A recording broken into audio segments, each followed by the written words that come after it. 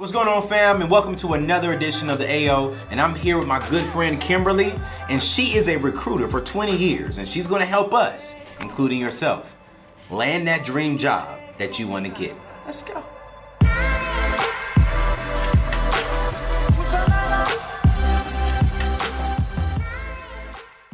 Yo, what's up, girl? How you doing?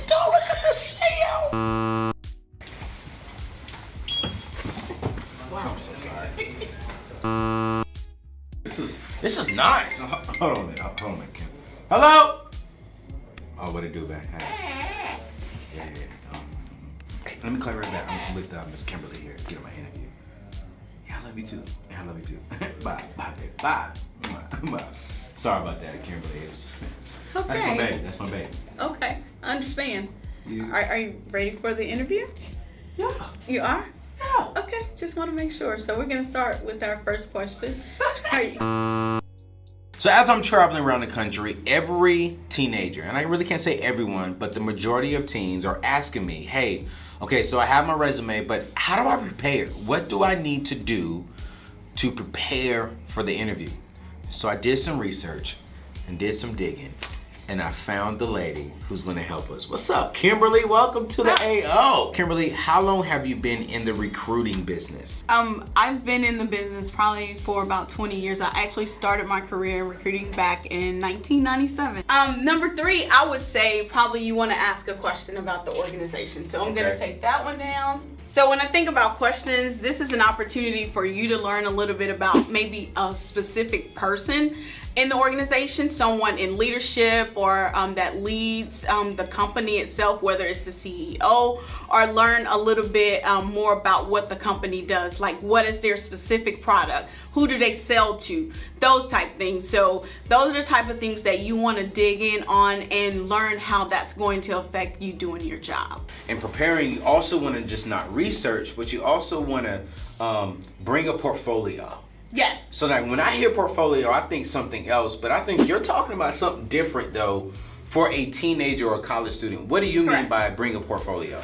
When I think about bringing a portfolio, I just think about bringing things like your resume or whatever your work includes. So, but also that portfolio should include something for you to take down notes, because it's important that you're actually taking down information that you can follow up on, to make follow-up questions, those type things. So that is what I mean by a portfolio, so that it can show that you're engaged in the interview process. What are some key things that they need to be preparing for, practicing at home for the interview? Non-verbal communication. Yes. Okay. All right. All right, so I think when you walk into the interview, the first thing that you should do is shake someone's hand, just to greet them for sure. I think that's important. Also, sometimes people look at the type of handshake. A lot of times people say the stronger your handshake is, the more secure you are as a person. It shows a sign of confidence, that you're not nervous or anything like that. So, nonverbal communication, and we've already talked a little bit and spoke a little bit about eye contact. But just make sure that you're continuing to do that, because you could be like in the room with a number of people, so that you're making contact with everyone in the room. So that is some of the nonverbal communication, and shaking and nodding of the head as you go through, and to show that you agree or you disagree. That's more of your nonverbal communication, but just different signs to show that you're engaged in the process opposed to disinterested in what's going on. Practicing hello ma'am, hello sir, no slang. What up, y'all? Where it be? What's good? No, none of that. So Kimberly, we're saying no slang, but let's just be real.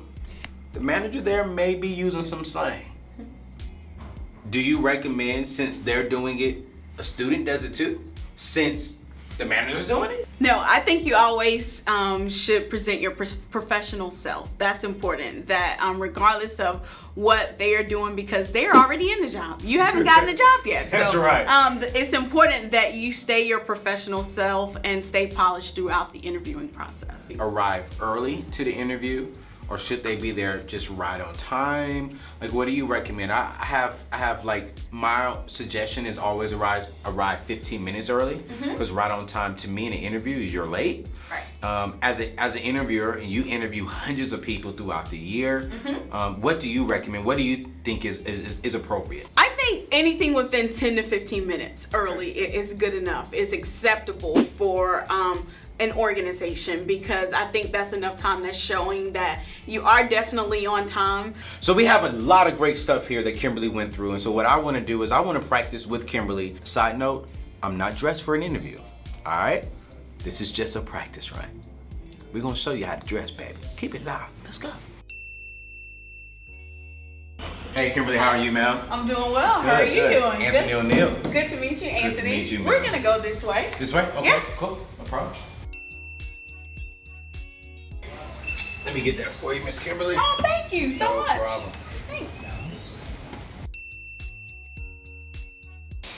Miss Kimberly, again, thank you so much for having me. I'm telling you, I'm so excited because it's been my dream to work here. So hopefully I can join the team and let's go. I'm ready.